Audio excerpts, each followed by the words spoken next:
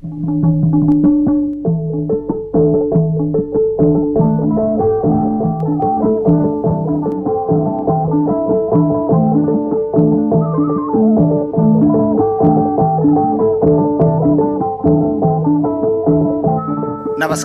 साहित्य संसार कार्यक्रममा हार्दिक स्वागत छ।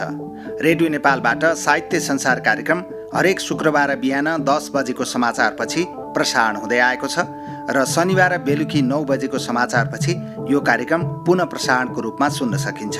रेडियो नेपालका मिडियम वेब तथा एफएम फ्रिक्वेन्सीहरूका साथमा redionepal.gov.np, अनलाइन redionepal.gov.np र रेडियो नेपाल मोबाइल एपबाट समेत साहित्य संसार कार्यक्रम सुन्न सकिन्छ।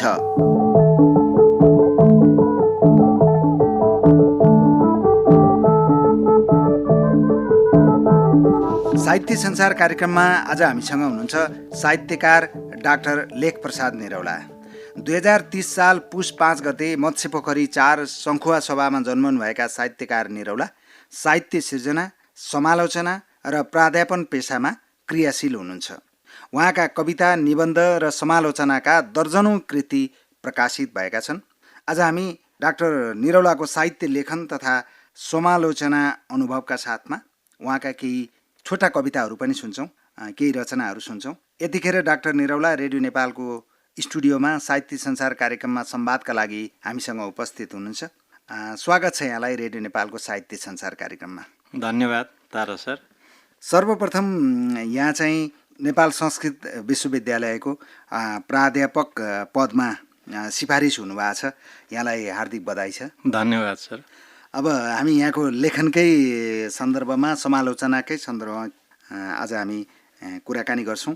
यहाँ चाहिँ साहित्य सिर्जनादेखि लिएर समालोचनामा निकै क्रियाशील हुनुहुन्छ, सक्रिय हुनुहुन्छ। हिजो आज चाहिँ केमा व्यस्त हुनुहुन्छ, के गर्दै हुनुहुन्छ साहित्यिक रूपमा? यहाँले भर्खरै भनिहाल्नु भयो, भर्खरै प्राध्यापकमा सिफारिस भयो भनेपछि केही समय त्यसैको तयारीमै लाग्यो। हजुर। र त्यसको सफलता भइसकेको छ। र यहाँले भने जस्तै खास गरी म समालोचनामा अलि बढी क्रियाशील छु हिजो आज। र समालोचना क्षेत्रका जो उजेलमा परेका स्रष्टाहरू हुनुहुन्छ उहाँहरूका रचनाहरूमाथि चाहिँ बढी कलम चलाइरहेको छु।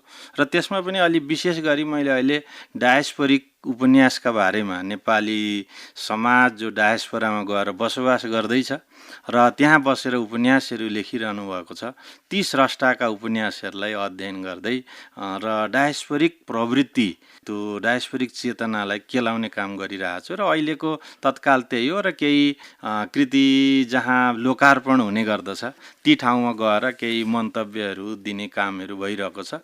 अरू आफ्नो दैनिक रूपमा विश्वविद्यालयमा अध्यापन गराउने कार्य त भइ नै रहन्छ। यसरी नै दिनचर्या बितिरहेको छ। हजुर, यहाँले सुरुमै समालोचनाको सन्दर्भ निकाल्नुभयो। यहाँले आफूले गरिरहेको कर्मको कुरा गर्नुभयो। समालोचनात्मक हिसाबले छोटोमा समीक्षा गर्दा के पाउनुहुन्छ वर्तमानको नेपाली साहित्य? वर्तमान नेपाली साहित्य उर्वर छ। नियमित रूपमा अनेकौं कृतिहरू पाठक सामु आइरहेका छन्। विभिन्न माध्यमबाट आएका छन्। एउटा छापाका माध्यमबाट साहित्यिक अभिव्यक्तिहरू आएका छन्, अर्को चाहिँ विद्युतीय प्रविधिका माध्यमबाट पनि साहित्यिक रचनाहरू पाठक सामु आइरहेका छन्। र ती दुवैलाई आधार बनाएर समालोचनाका क्रमहरू पनि समीक्षकहरूबाट भइरहेकै छ। र यसरी हेर्दाखेरि अहिलेको नेपाली साहित्य चाहिँ उर्वर काल हो। यद्यपि गुणात्मकताको मूल्याङ्कन गर्न बाँकी छ, तर परिमाणका दृष्टिकोणले, सङ्ख्याका दृष्टिकोणले अत्यधिक सिर्जनाहरू आइरहेका छन्। बढी प्रतिस्पर्धा हुनु भनेको ती बढी प्रतिस्पर्धाबाट अब्बल साहित्यको मूल्याङ्कन पनि हुनु हो। र त्यो क्रमको चरणमा छ। र कुन अब्बल हो, कुन दोस्रो हो भन्ने कुरा चाहिँ अबको यो केही प्रतिस्पर्धापछि निश्चय पनि मूल्याङ्कन हुनेछ। हजुर, यहाँ चाहिँ अब साहित्यिक रूपमा सिर्जनातर्फ चाहिँ कसरी आकर्षित हुनुभयो? अहिले त समालोचनामा बढी क्रियाशील हुनुहुन्छ होइन? यहाँ लेख्न पनि लेखिरहनु भएको छ, आफ्ना सिर्जना पनि गरिरहनु भएको छ। सिर्जनाको हिसाबले चाहिँ यहाँले के लेख्नु भएको थियो, पहिलो सिर्जना के गर्नु भएको थियो, त्यसको एउटा छापिँदाको अनुभूति हुन्छ नि। सुरुमा त आफ्ना रचनाहरू कतै छापिएर आउँदाखेरिको अनुभूति छुट्टै खालको हुन्छ। निश्चय पनि यहाँलाई चाहिँ त्यस्तो अनुभव केही? निश्चय पनि यहाँले भने जस्तै हरेक सर्जकलाई आफ्नो सिर्जना छापिनु भनेको चाहिँ सुरुमा अत्यन्त गौरवको अनुभूति हुनु नै हो। अब म चाहिँ सायद घरायसी परिवेश बुवाले श्लोक वाचन गर्ने क्रममा सुनाएका ती लालित्यपूर्ण अभिव्यक्ति हुन सक्ला, अथवा विद्यालयमा पढ्दाखेरि सुन्नु परेका ती काव्यात्मक अनुभूतिहरू होलान्, अथवा म अलिकति जान्ने हुँदै गइसकेपछि विश्वविद्यालयमा पुगिसक्दाखेरि प्रतिस्पर्धा भइरहँदा, प्रतियोगिता भइरहँदाखेरि मैले त्यहाँ काव्यात्मक अनुभूति प्रस्तुत गर्ने प्रयास गरेँ। र एक किसिमले त्यो पारिवारिक पृष्ठभूमि, विद्यालयको त्यो परिवेश र क्याम्पसमा आइसकेपछि भनौँ, त्यहाँ आइसकेपछि चाहिँ म एक किसिमले कविता लेख्न सक्छु र म भित्र कवित्व चेत केही न केही छ भन्ने कुराको अनुभूति भयो र मैले कविता लेख्दै गएँ र विभिन्न प्रतियोगिताहरूमा भाग पनि लिन्थेँ म। र त्यतिखेर राम्रै प्रेरणा लिएर म फर्किन्थेँ भाग लिएर आउँदाखेरि। र पछिल्लो चरणमा भित्ते पत्रिकालाई लिने हो भने त मेरा कविताहरू 2049 सालदेखि नै आए भित्ते पत्रिकालाई लिने हो भने। होइन, अब छापिएका कृतिगत रूपमा चाहिँ हेर्ने हो भने 53 छापिन थालेका हुन् मेरा कविताहरू। हजुर, भित्ते पत्रिका पनि त्यस बेलाको लागि एक किसिमको पत्रिका नै हो, किनभने त्यो पनि सार्वजनिक भएको एउटा सबै कहाँ पुग्ने माध्यम हो होइन। यहाँले कविताको कुरा गर्नुभयो होइन, यहाँको मैले थाहा पाए अनुसार पहिलो कविता चाहिँ सावधान शीर्षकको कविता थियो भन्ने मैले जानकारी पाएको छु। यहाँको एउटा छोटो कविता सुनाउ न, अनि त्यसपछि संवादमा अघि बढाउँला।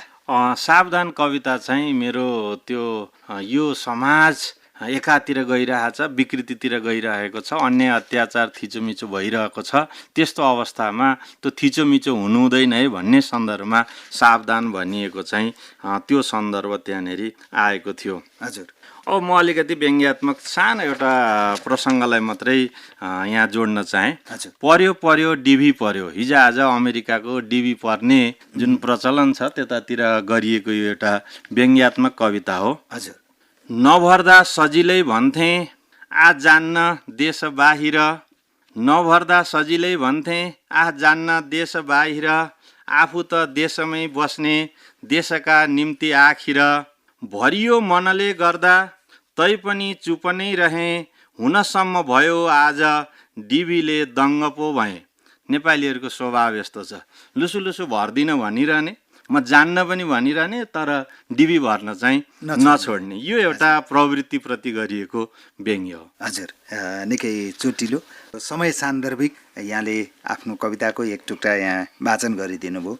प्रकाशनको हिसाबले यहाँका दर्जनौँ साहित्यिक कृतिहरू छन्, खास गरेर समालोचनात्मक कृतिहरू बढी छन् होइन।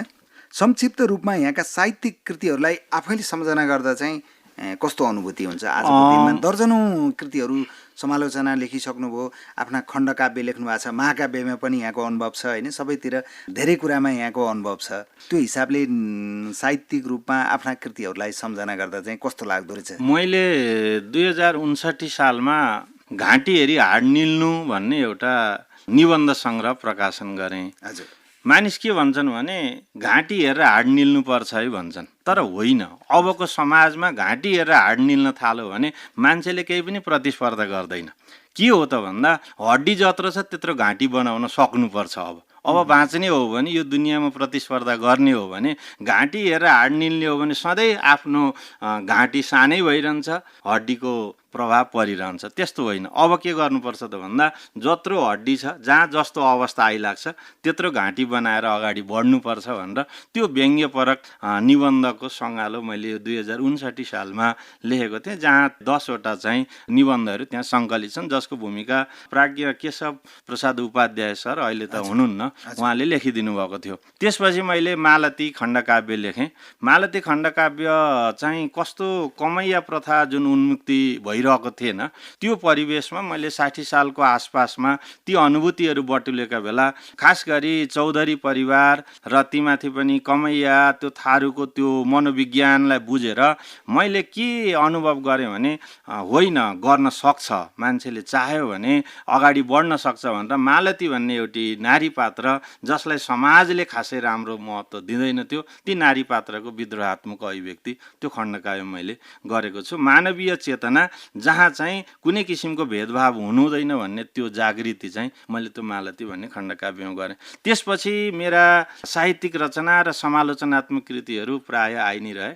मैले 2063 सालमा बुझाएको र 64 सालमा स्वीकृत भएको मेरो एउटा शोध प्रबन्ध छ र नेपाल संस्कृत विश्वविद्यालयमा अध्ययनरत प्राध्यापकहरूमा सम्भवतः म नि नेपाली विषयको त्यहाँनिर पहिलो चाहिँ विद्यावारिधि प्रस्तुत गर्ने प्रस्तोता थिएँ त्यतिखेर, म जो कार्यरत थियौँ तीमध्ये। र त्यतिखेर मैले माधव घिमिरेका खण्डकाव्यमा अलङ्कार योजना भन्ने शीर्षक लिएँ।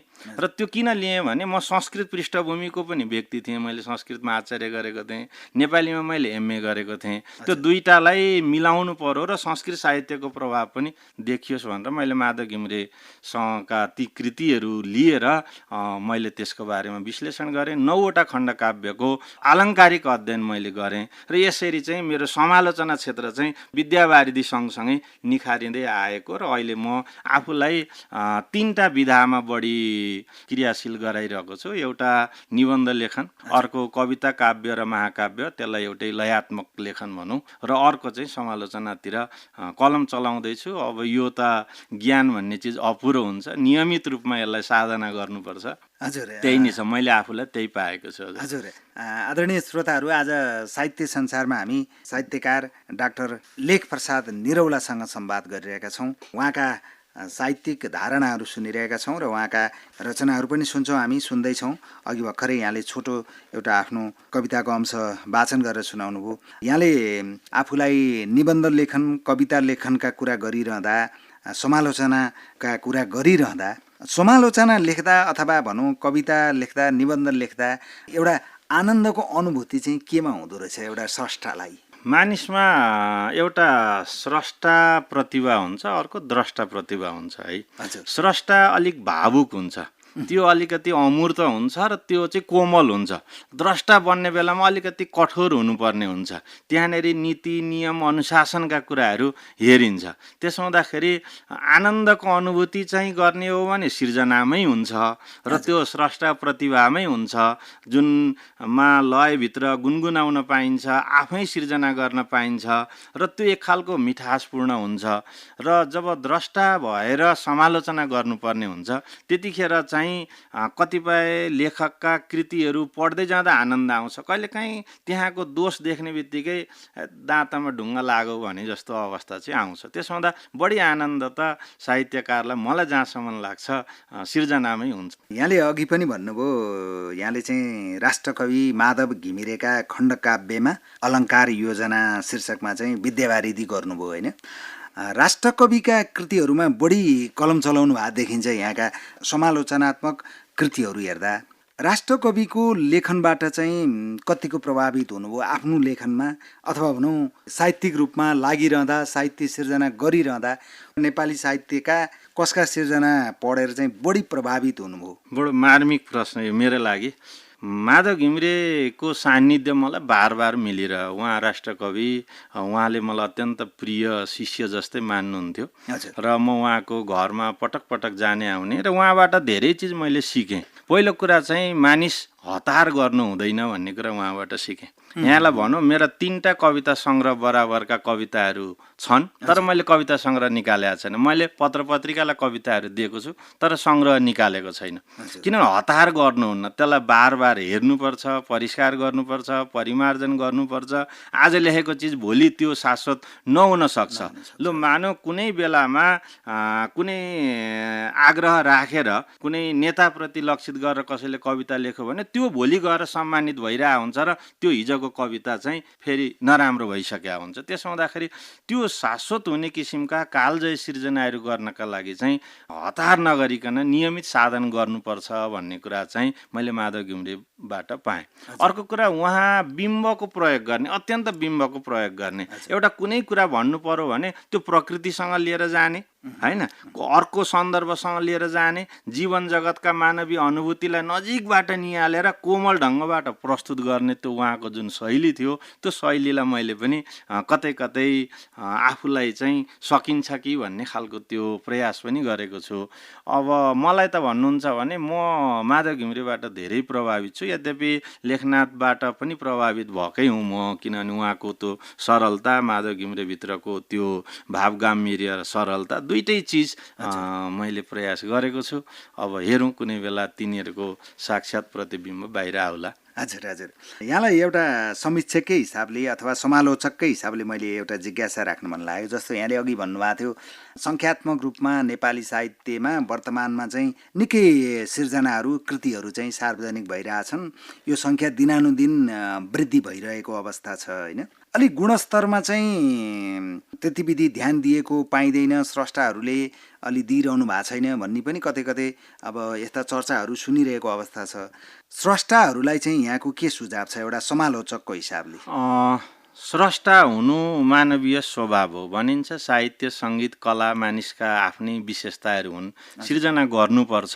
तर सिर्जना कस्तो भनिन्छ भने म आउँदै बाटामा तयार पारेको सिर्जनाको फितलोपन हो त्यो। कम्तीमा त्यो अनुभूतिलाई खार्ने समय उहाँले पाउनु भएन, होइन? भनेपछि अहिलेका केही सर्जकहरू कति हतारिनुहुन्छ कि त्यो तयार पार्दा नपार्दै त्यसलाई चाहिँ सम्पादन गर्दा नगर्दै बजारमा ल्याइदिनुहुन्छ।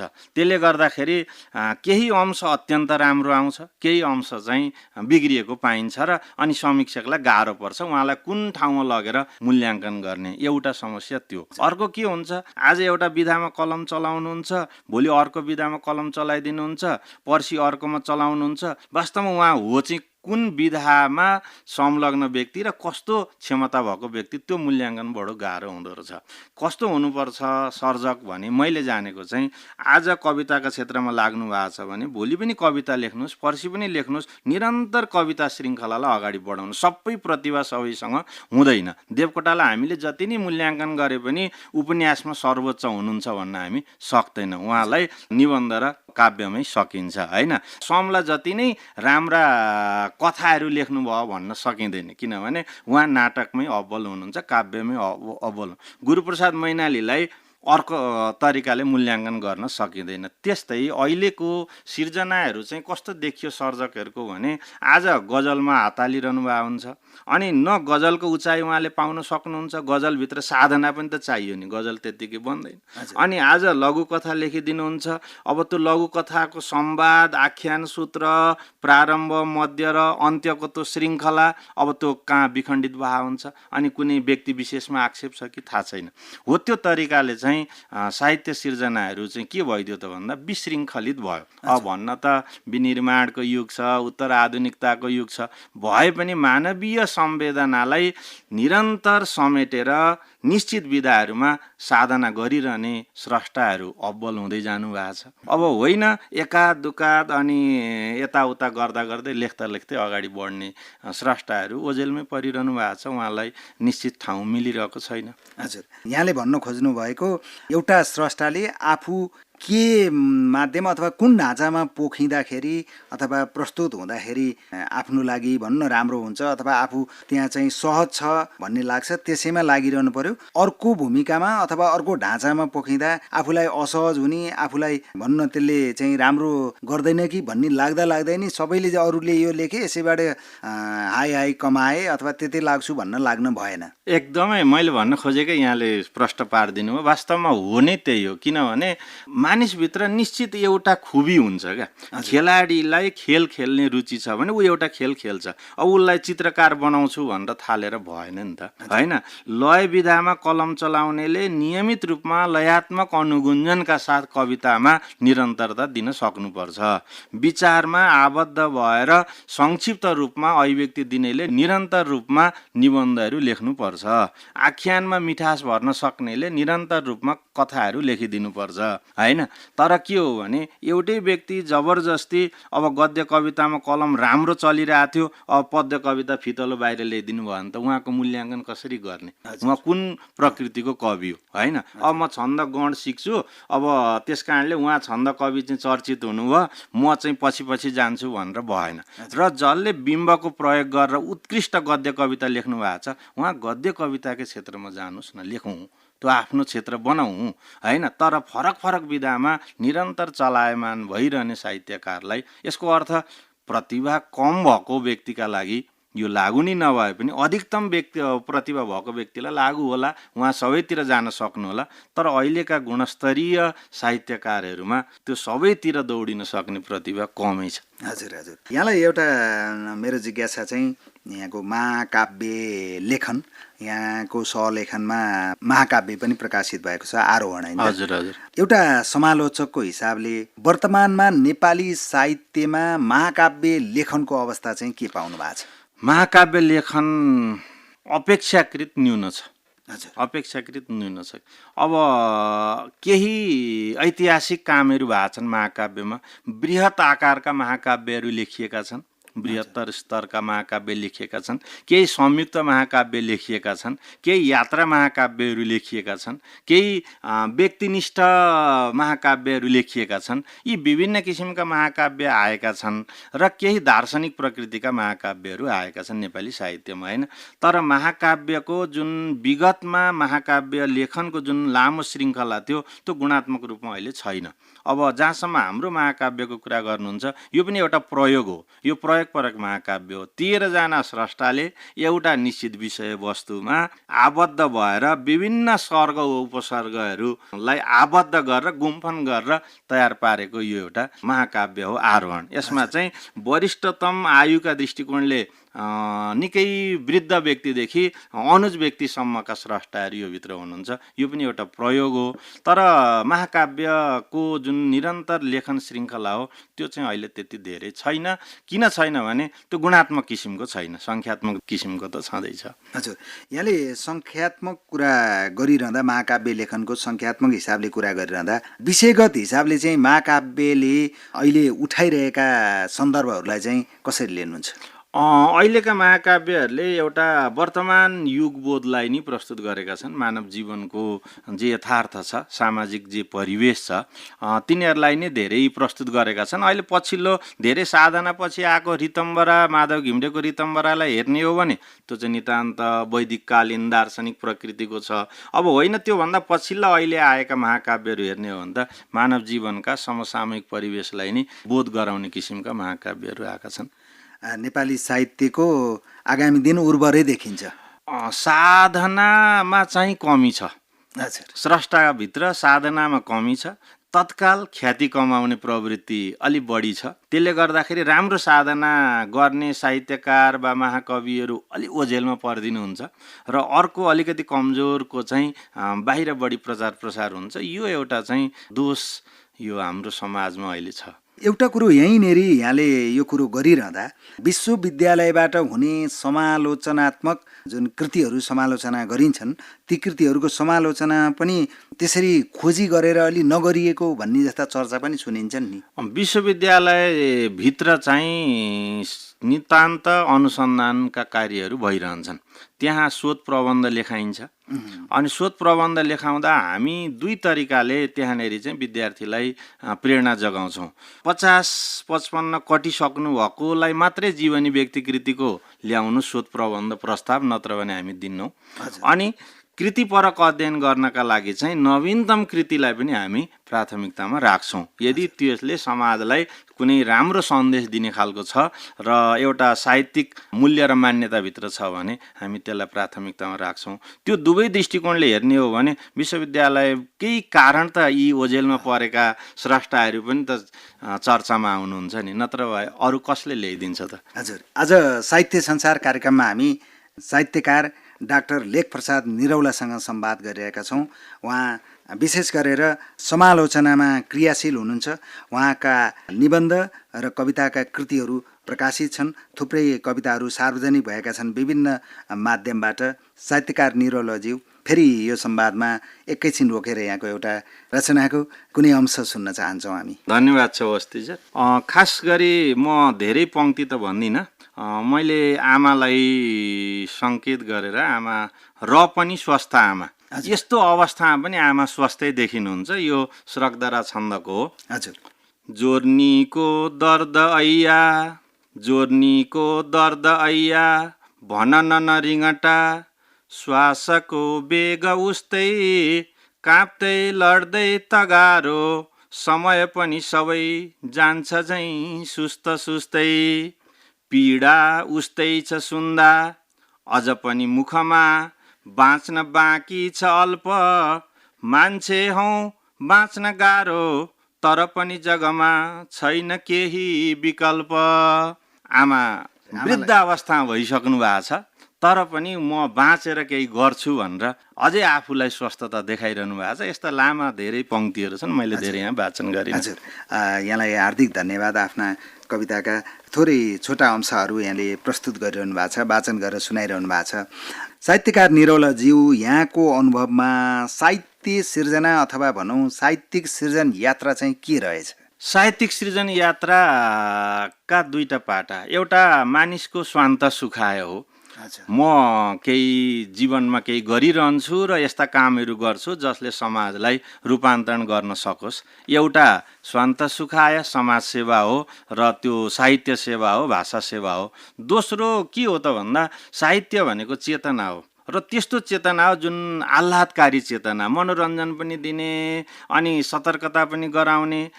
भनिन्छ साहित्य चाहिँ एक किसिमबाट कसैले फकाइ औषधि खुवाए जस्तो चिज हो साहित्य भनेको। सुई लगाउने बेलामा पनि केही हुँदैन भनेर कसैले सुई घोजिदिन्छ, त्यो औषधिको काम पनि गर्छ, तर बोलीमा के छ त भन्दा मिठास छ। साहित्य पनि त्यस्तै हो। साहित्यले गलत कामलाई गलत हो भनेर मूल्याङ्कन गर्छ, साहित्यले सत्य कामलाई सत्यको मूल्याङ्कन गर्छ। त्यही भएर त साहित्य पढेर नि मानिस म यो बाटोमा जानु ठिक छ, यो बाटोमा जानु ठिक छैन भनेर समाजले यो चिन्तन गर्छ। साहित्यकै कारण राष्ट्रका राजनीतिहरू रूपान्तरण हुन्छन् हैन, साहित्यकै कारण हो। मानिसभित्र गर्न सक्ने क्षमताको विकास पनि साहित्यबाट हुन्छ। त्यसो हुँदा साहित्य चेतनाको बीज हो र साहित्यभित्र एउटा आह्लादकारी चिन्तन हुन्छ र जसले मानिसलाई आनन्द प्रदान गर्छ। अच्छा, अब यहाँको अर्को पाटोको थोरै सन्दर्भमा चर्चा गर्न चाहन्छु, उल्लेख गर्न चाहन्छु। जस्तो यहाँ त साहित्यिक सृजनाहरूलाई समालोचना गर्नुको अतिरिक्त, लेखनमा लाग्नुको अतिरिक्त यहाँ सम्पादनमा पनि हुनुहुन्छ। विश्वविद्यालयका पाठ्य सामग्रीका सन्दर्भ पुस्तकहरू लेखन र सम्पादनमा पनि हुनुहुन्छ होइन? यहाँको अनुभवमा चाहिँ विद्यालयमा भनौँ, विश्वविद्यालयमा लेखिएका सन्दर्भ सामग्रीमा प्रयोग गरिएका साहित्यिक रचनाहरूलाई यहाँको अनुभवमा युवा पुस्ताले अथवा विद्यार्थीहरूले कुन रूपमा लिनुभए पाउनुहुन्छ? जहाँसम्म पाठ्य पुस्तकको प्रसङ्ग छ, पाठ्य पुस्तक भनेको चाहिँ विद्यार्थीको रुचि क्षमता अनुसार विद्यार्थीलाई कस्तो शिक्षा नीति अन्तर्गत शिक्षित तुल्याउने भन्ने एउटा नीतिगत चिन्तनका आधारमा तयार पारिन्छ। त्यसो हुँदाखेरि हरेक तहगत पाठ्यक्रमहरू चाहिँ फरक फरक हुने गर्दछन्, किनभने उनीहरूसँग कस्तो क्षमता छ, रुचि कस्तो छ र उनीहरूलाई हामीले कस्तो जनशक्ति तयार पार्ने, त्यसका आधारमा पाठ्यपुस्तकहरू तयार पारिन्छ।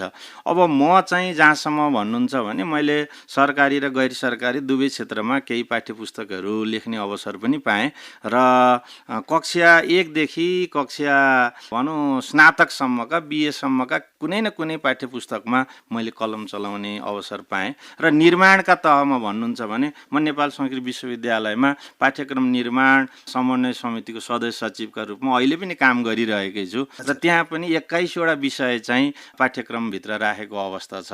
र यता पाठ्यक्रम विकास केन्द्र सानो ठिमीको पनि परिषद सदस्य छु र त्यहाँका पाठ्यपुस्तकहरू पनि मैले हेरेको छु।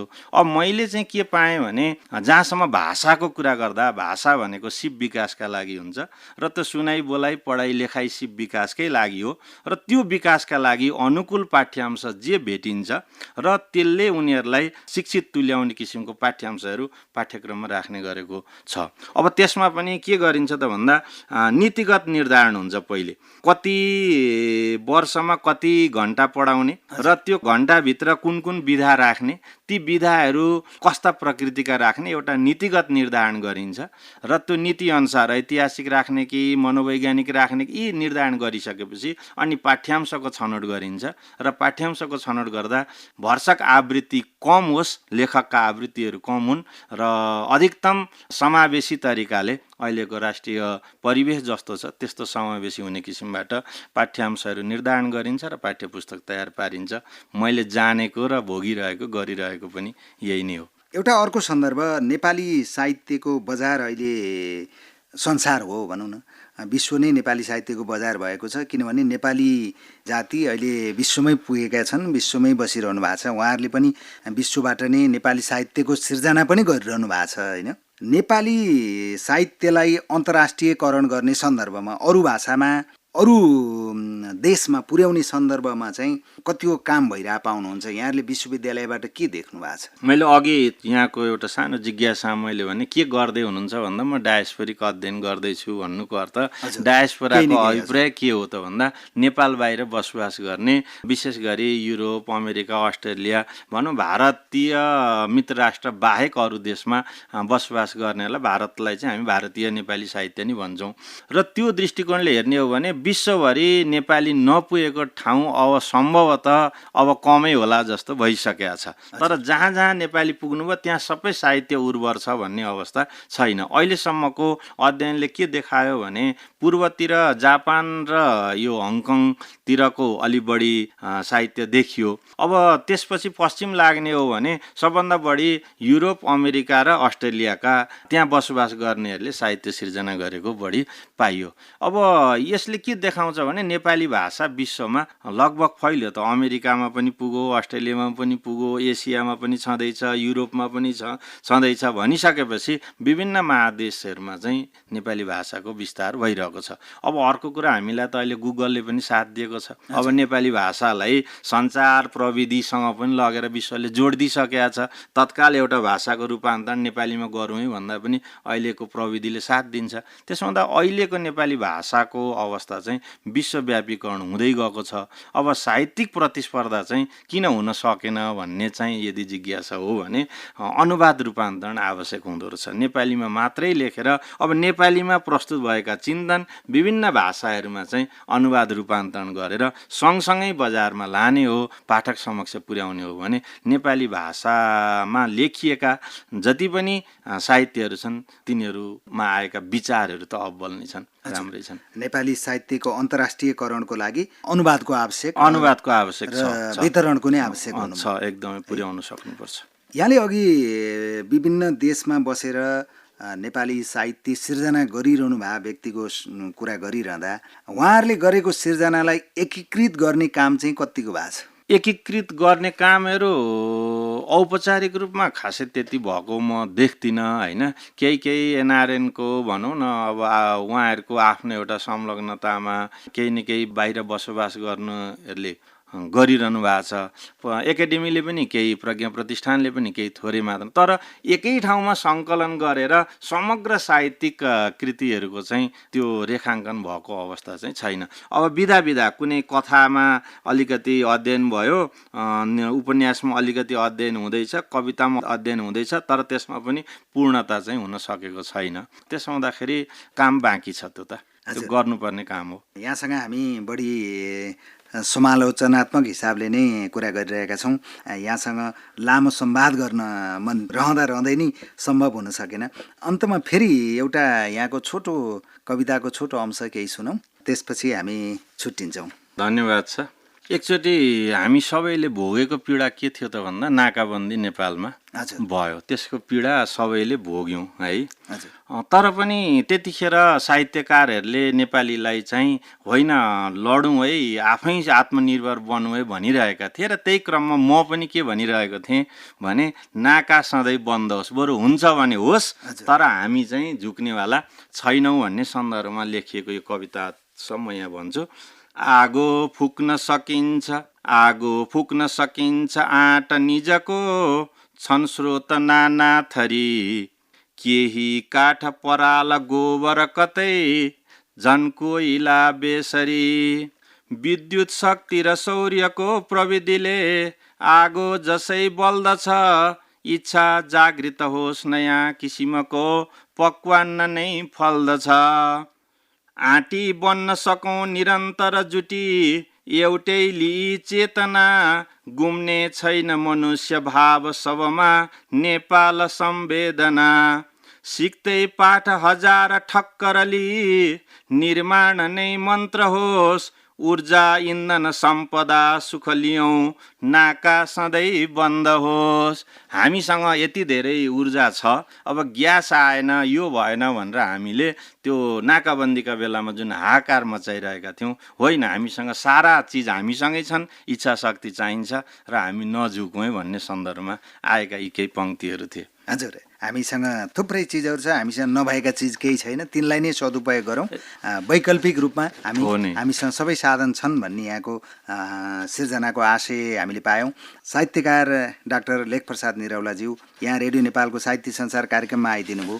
रेडियो नेपालको साहित्य संसार कार्यक्रम मार्फत एउटा समालोचक, एउटा सर्जकको हिसाबले श्रोताहरूलाई के भन्न चाहनुहुन्छ?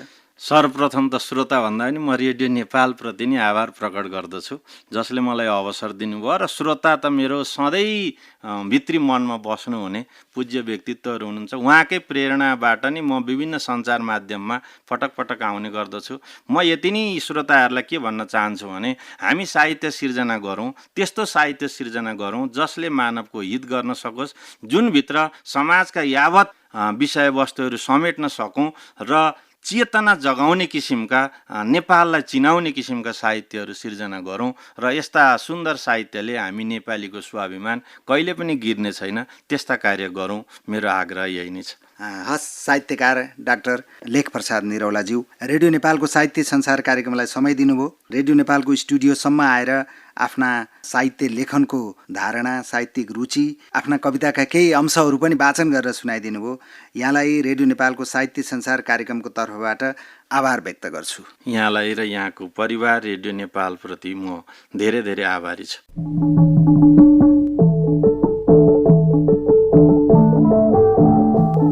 अब आजको लागि साहित्य संसार कार्यक्रमको निर्धारित समय सकिने लागेको छ। यहाँहरूसँग बिदा हुने तर्खरमा छौँ हामी। छुट्टिनु अघि आजको कार्यक्रमका विषयमा यहाँहरूको सुझाव प्रतिक्रियाको अपेक्षा गर्दछौँ। कार्यक्रम यहाँहरूलाई जस्तो लाग्यो त्यस्तै सुझाव दिनुहोला। यहाँहरूको सुझावले नै हामीलाई कार्यक्रम निर्माणमा सहयोग पुग्नेछ, मार्गनिर्देश गर्नेछ। त्यसैले कार्यक्रमका विषयमा सुझाव र प्रतिक्रिया पठाउनुहोला। हामीलाई सम्पर्क गर्ने इमेल sahitysansar.radionepal@gmail.com। साहित्य संसार कार्यक्रम सुनेर साथ दिनुभएकोमा तपाईँ सम्पूर्ण श्रोताप्रति आभार व्यक्त गर्छौँ। साहित्य संसार कार्यक्रमका प्रसारण भइसकेका अरू श्रृङ्खला सुन्न चाहनुहुन्छ भने रेडियो नेपालको न्युज पोर्टल अनलाइन radionepal.gov.np मा गएर मल्टिमिडियाभित्रको अडियो सङ्ग्रहमा जानुहोस्। अब आजको लागि भने साहित्य संसार कार्यक्रमबाट म तारा प्रसाद ओस्ती यहाँहरूसँग बिदा हुन्छु। नेपाली साहित्यको श्रीवृद्धिका लागि आफ्नो तर्फबाट सक्दो टेवा पुर्याउँ। फेरि भेटौँला। नमस्कार।